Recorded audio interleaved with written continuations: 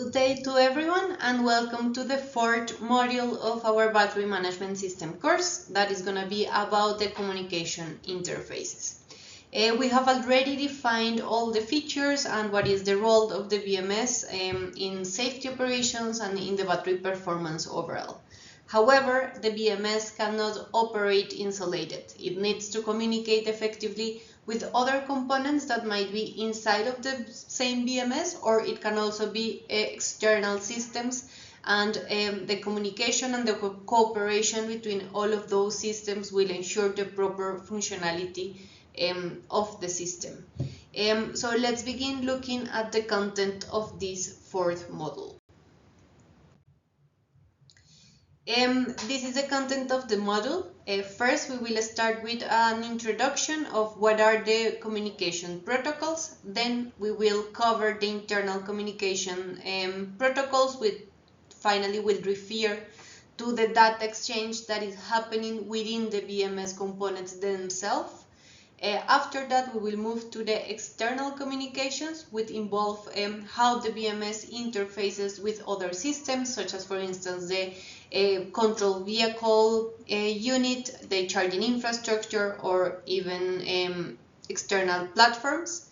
And finally, we will discuss the wireless BMS, that is an evolving technologies where we eliminate the physical wiring in the communications in favor to using wireless communications. By the end of this model, you will have a very clear understanding of how the BMS communications works and why selecting the right communication protocol is going to be essential for the system performance. So let's get started, and let's start with the first section with the introduction to the communications protocols.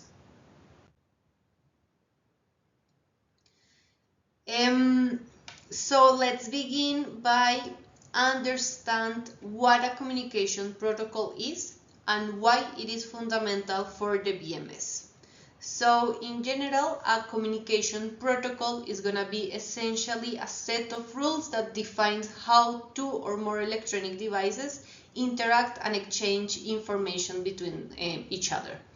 These rules will ensure that the data that is being transmitted is going to be correctly interpreted and that the devices that communicate will have a reliable channel for the communications, even when they came from different manufacturers, and even if we have, for instance, harsh environments that may have noise sources around and that might interfere in the communications.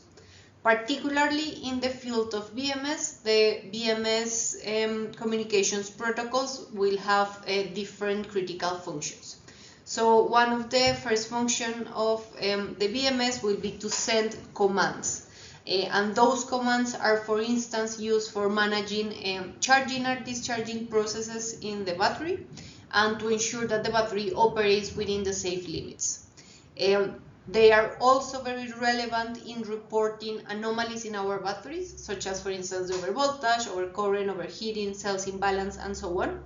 And all of these alerts will help us to prevent potential issues and to improve the battery safety overall by sending in advance reports on any of these anomalies. The communications protocols will also facilitate the transmission of alarms and critical data to prevent those situations. And finally, they also will enable us to have these interactions with other components, for instance, with the inverters, with the chargers, with the vehicle, and ensures that all of the parts of the system will work together in a harmonious way. Without having well-defined communications protocols, the BMS will struggle to perform its essential functions, and potentially this will lead even to inefficiencies and to safety risk and even to system failures that in a vehicle, for instance, is catastrophic. In this slide, we will show the key communications parameters that will determine the effectiveness and the reliability of the protocols that we will use. So there are 4 critical parameters that we need to consider when selecting a communication protocol: the speed, the reliability, latency, and the security of the protocol. There are some others, but these are the 4 basic ones. When we talk about the speed of the communication, we will refer to how fast data is transmitted within the system. In the BMS specifically, real-time monitoring and controls will require rapid data transfers to ensure that the parameters such as the voltage, the temperature, the state of charge, the state of health, all of that information has to be updated frequently. Faster communication speeds can improve the system responsiveness, but also they must be balanced because they will require more power communications, and also they will use a lot the network capacity. So there is a balance between all of these factors. Another of the parameters that we need to consider is the reliability, and this is crucial to prevent the data loss or the corruption of the loss during transmission. In general, a reliable communication system will ensure that every piece of the information that is sent by the BMS will reach its intended destinations without having any errors or without losing data. This is very important and critical in BMS and in those applications where the data accuracy can mean, for instance, the difference between a safe operation and a system failure. The next one is the latency, and this refers to the delay between we sending a message and the receiver receiving that message. So in the BMS, the minimal latency is going to be also very important because we need to ensure that timely responses are obtained to the changing battery conditions. So high latency in our system will result in delays in the actions, and potentially this will lead to unsafe operation conditions or reduce system efficiency because of those long delays. And the last of the parameters is the security. The security is also important because especially in modern connected systems, we need to be sure that our system is gonna and our communications are gonna be protected from unauthorized access.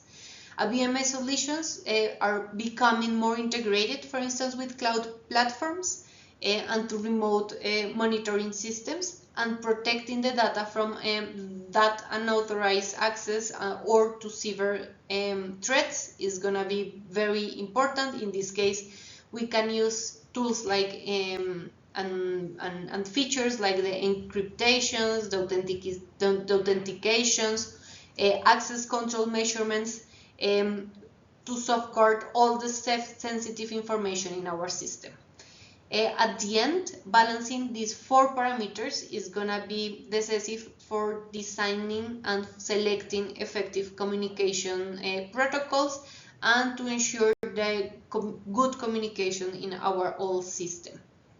So let's continue by exploring how the BMS communicates and with whom the BMS communicates with.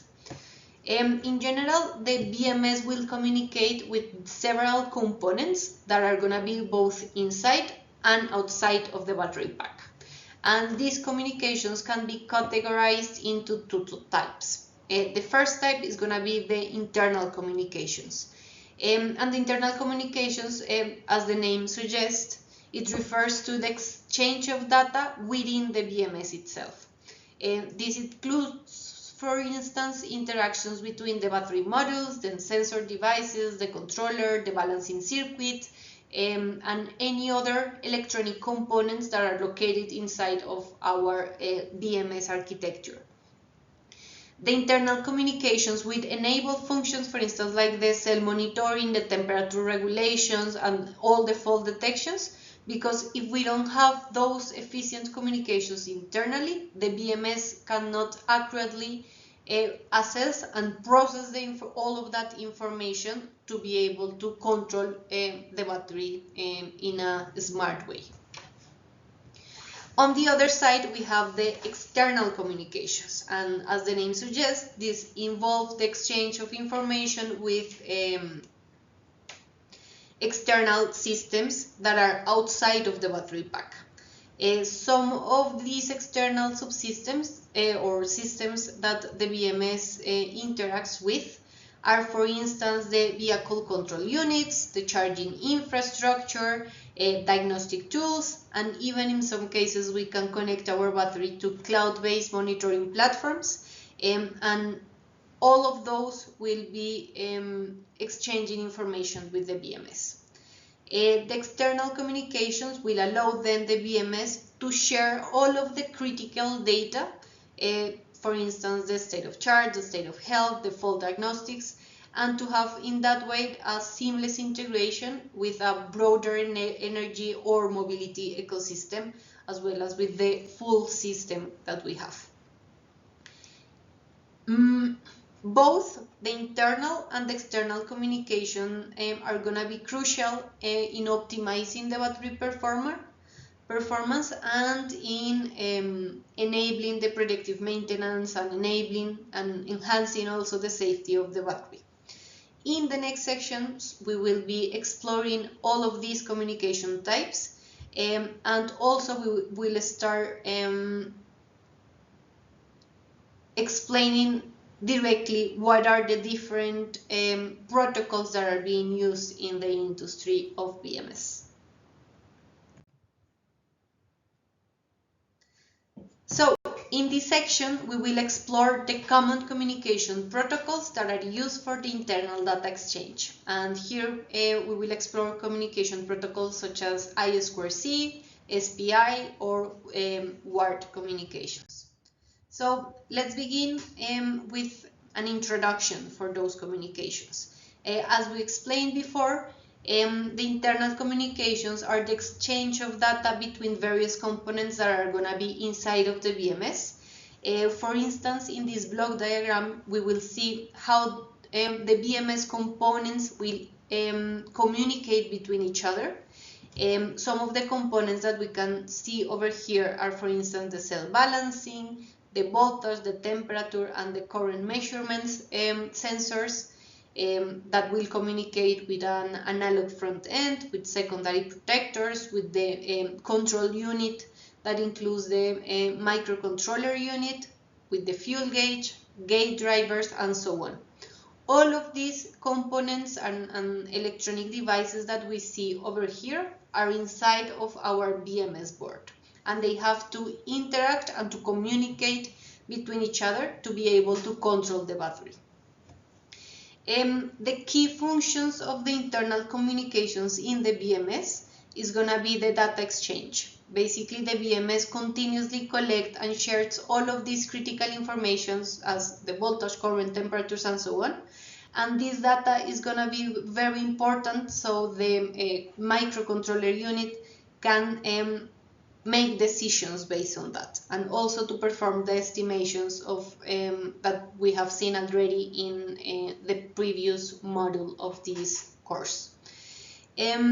Also, the communications is going to be relevant for the coordination. So the internal communications allows all of these different systems within the BMS to work together efficiently. And for doing that, we need to properly coordinate and ensure that all of the systems operates in a synchronized way. Another function here is also the diagnostics, and it is important because the internal communications will allow us to detect any misfunctioning in our system, and also in case that malfunctioning is happening, to report it and to escalate it to system level, for instance. In order to facilitate all of these functions within the BMS will rely on well-established communication protocols. These are some of the most commonly used internal communication protocols, for instance, I2C, SPI, or WART, and in the next slides we will review each of those and we will describe each of these protocols in depth. So let's start with the I2C, or the integrated circuit protocol. This is one of the most commonly used communications protocols. The I2C is going to be a multi-master, multi-slave serial communication protocol that is widely adopted for connecting low-speed devices such as the sensors, the microcontrollers, memory chips, and other devices within the BMS. Some of the key characteristics of this protocol is that it only needs 2 wires, so it is a 2-wire interface. That simplifies a lot the wiring and the routing of these signals in our BMS. So this protocol uses 2 signals, one data line, that is the SDA line, and another line that is the clock, or SCL. And with these 2 lines we can have efficient communication between the components, and at the same time we will keep the complexity of the communication to the minimum.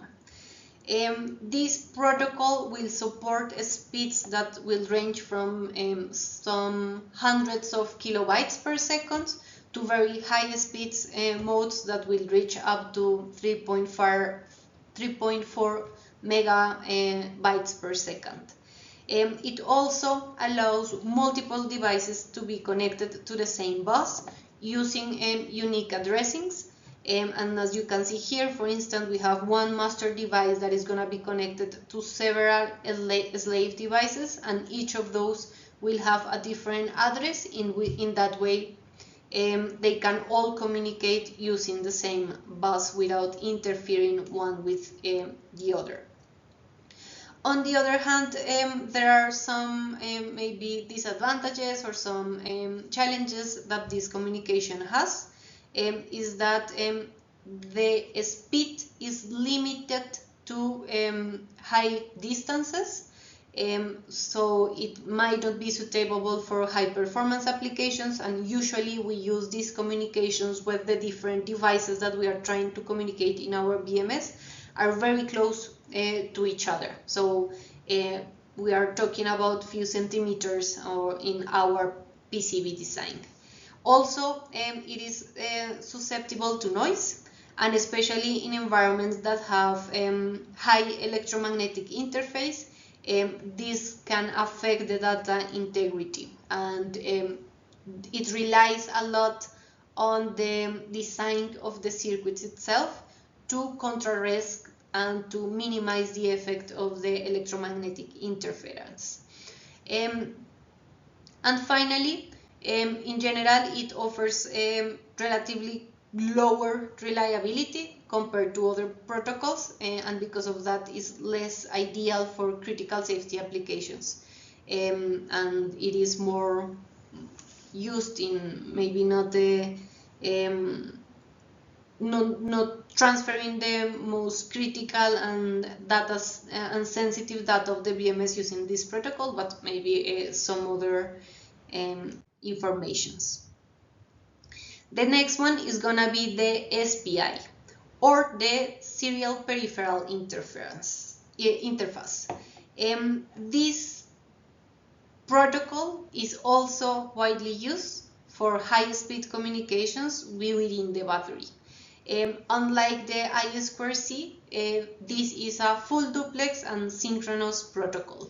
What it means is that in this case we can send and we can receive data simultaneously, and that makes it very good for applications that will require fast and reliable data exchange. This is some key characteristics of the SPI, and here we see that it uses already a 4-wire interface. These are the four signals that we need to use.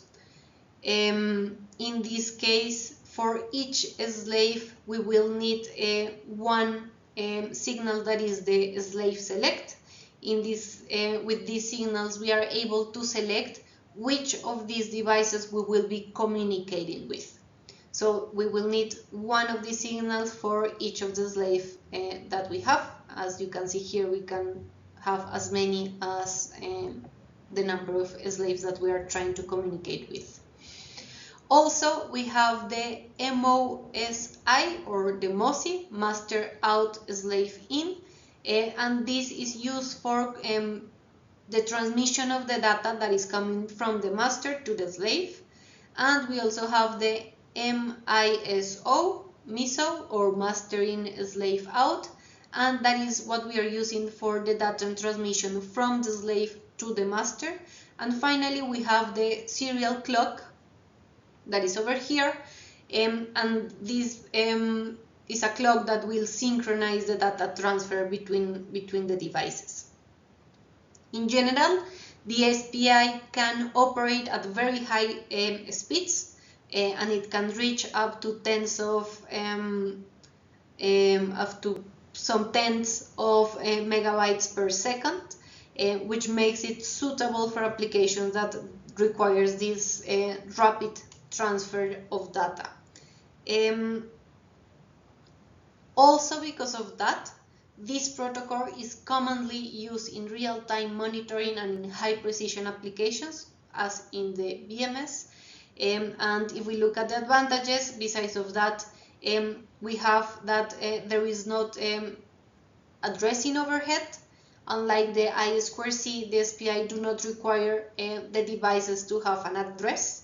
And this simplifies a lot the communication, because we are using this slave select signal to define to whom we are communicating. Also, another advantage is that we have the full duplex capability that I mentioned, that allow us to send and receive at the same time, and this improves the efficiency of the communication and to not lose opportunity to communicate within devices. However, some of the problems that this communication protocol has is that the complexity in the wiring is increased. So right now we will need 4 wires and one slave for each, signal for each of the slave devices that we have. That makes it more complex. It is also limited to a scale, because each device will require this dedicated select line, which can complicate at some point the system design in applications that will have several slaves devices. And another disadvantage that it has is that it is no built-in error check-ins. So unlike other protocols, as the one that we will see later, that is the SPI, it does not have any native error detection mechanism. So that what it means is that when the software handling may require to detect those mechanisms, there is not something already defined in the protocol, but it's something that has to be on another layer that is in the software. Nevertheless, and despite all of these limitations, this is still a very excellent choice for applications that requires fast, relatively reliable data transmission, and also it is one of the most commonly used protocols. The next one is then the UART, or the Universal Asynchronous Receiver Transmitter Protocol.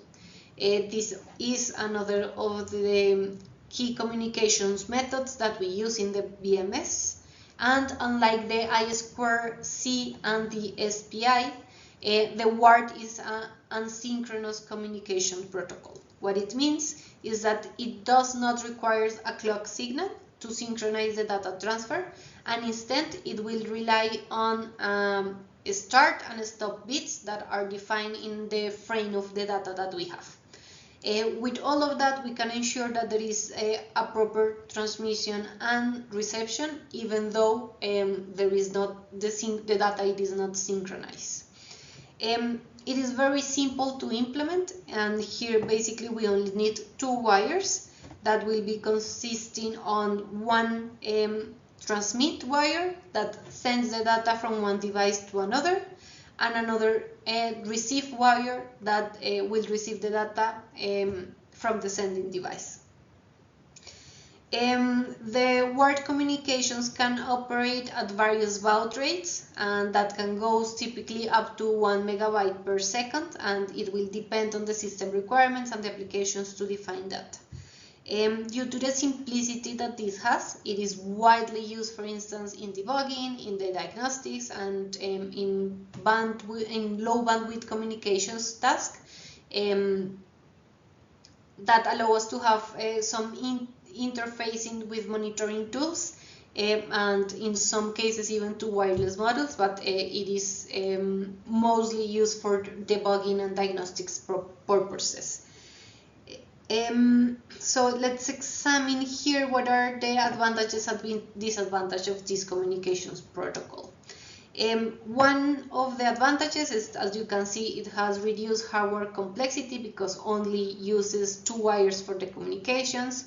This one in particular has the built-in error detection, so it has error checking mechanisms that help us to identify if the data is corrupted.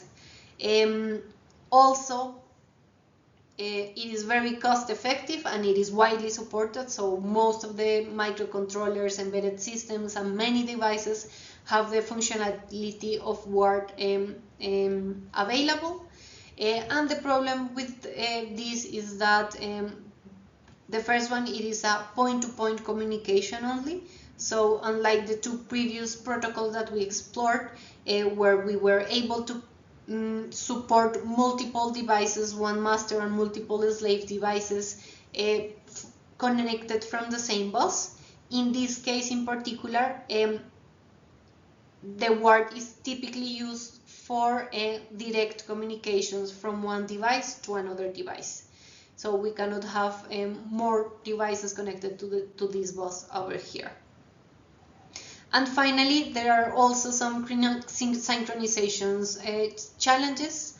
For instance, mismatch in the baud rates that are being used between both devices can lead at the end to communication errors, and it might be critical in some cases, but overall it is an excellent choice for different applications because of the simplicity, the cost effectiveness, and also the reliability, especially in the system testing, as was explained before, and to use it also it is also used in external monitoring connection. Even if here we are presenting it as an internal communication, it can also be used as an external one. And to conclude this part, I just wanted to explain you another feature of the BMS that it might not be directly an internal interface, but it is a function that will require that communications with all of these internal systems. And that function is the logbook. That is very important for handling and storing critical events in our battery.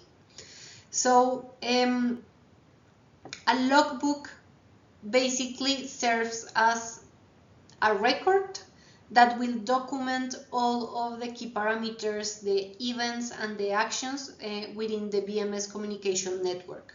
So this will provide a chronological overview of the battery's operations, and it will serve as a very valuable tool when we are trying to diagnose the battery and to know what has been happening with the battery in case of a problem, and also to make some decisions based on that information. So these are some of the key aspects of the logbook function. So it will track the historical data including all of the essential parameters as voltage, state of charge, state of health, and fault event that we have mentioned it already many times before.